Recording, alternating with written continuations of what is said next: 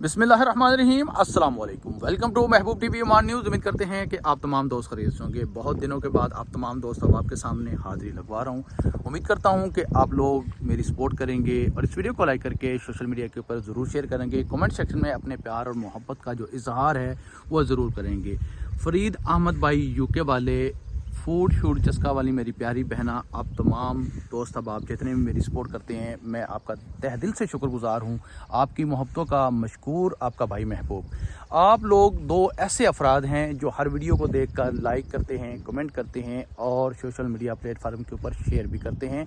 आपको अप्रिशिएट करना मेरा हक बनता है। अब बात करते हैं सल्तनत ऑफ ओमान के लेबर वर्क वीज़े के बारे में। बहुत से दोस्त अब आप हर शॉर्ट वीडियो के ऊपर, लॉन्ग वीडियो के ऊपर एक ही सवाल बार बार पूछते हैं, क्या सल्तनत ऑफ ओमान के लेबर के वीज़े ओपन हो गए हैं? तो मेरे प्यारे भाइयों और बहनों, फ़िलहाल अभी तक किसी भी सल्तनत ऑफ ओमान के लेबर वर्क वीज़े के ओपनिंग की कोई भी अपडेट नहीं मिल सकी है।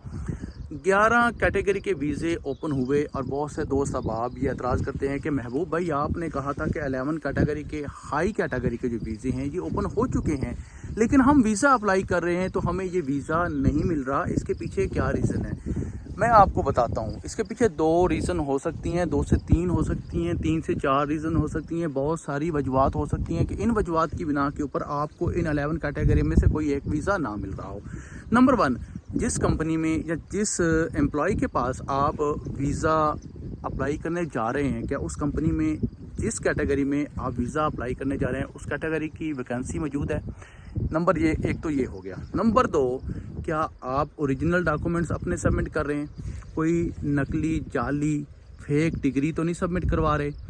क्या आपके पास आपके काम के मुतल्लक एक्सपीरियंस लेटर मौजूद है? अगर हाँ तो क्या वो ओरिजिनल है? क्योंकि इन तमाम डॉक्यूमेंट्स की वेरिफिकेशन अब होती है।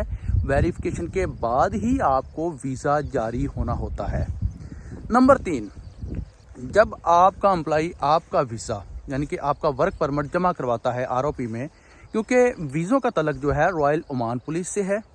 जिस बंदे के पास या जिस कंपनी के पास अपना वीज़ा आप अप्लाई कर रहे हैं, वो बंदा क्या करता है, आपके लिए मजूनिया निकलवाता है। मजूनिया का मतलब है कि आपका वर्क परमिट निकलवाता है। आपका वीज़ा निकलने से पहले आपके लिए वर्क परमिट निकलवाया जाता है। वर्क परमिट के साथ जितने भी आपके डॉक्यूमेंट्स होते हैं वो जमा करवाने पड़ते हैं। उन डॉक्यूमेंट्स की वेरिफिकेशन होती है, जांच पड़ताल होती है।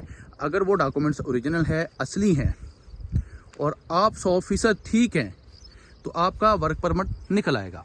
उसके बाद आपका एम्प्लॉई आपको बोलेगा कि आप मेडिकल करवाएं, मेडिकल हमें सेंड करें, हम आपका वीज़ा निकलवाएं।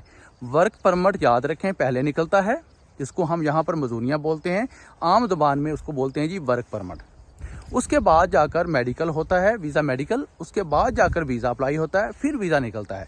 बाज़ औक़ात ऐसा होता है कि मजूनिया निकल आता है, वर्क परमिट निकल आता है, लेकिन वीज़ा मेडिकल जब आता है उसके बाद जब वीज़ा निकलने की बारी आती है उस वक्त भी रिजेक्शन लग जाती है, रिजेक्ट हो जाता है वीज़ा बहुत सी वजूहात के बिना पर। मैं आप तमाम दोस्त अब आपसे गुजारिश करूँगा कि आपने एक तो fake degree, fake experience letter, ये चीज़ें सबमिट नहीं करवानी है। और जिस कैटेगरी में आपको एक्सपीरियंस है उसी कैटेगरी में आपने अपना वीज़ा अप्लाई करना है। ये नहीं कि आप जो हैं, आप टीचर हैं और आप एक लॉयर का वीज़ा अप्लाई कर रहे हैं और आप सोचेंगे आप टीचर होकर एक वकील का वीज़ा ले लेंगे, तो ये सरासर गलत है। इस किस्म का कोई भी फेक वीज़ा नहीं निकलेगा।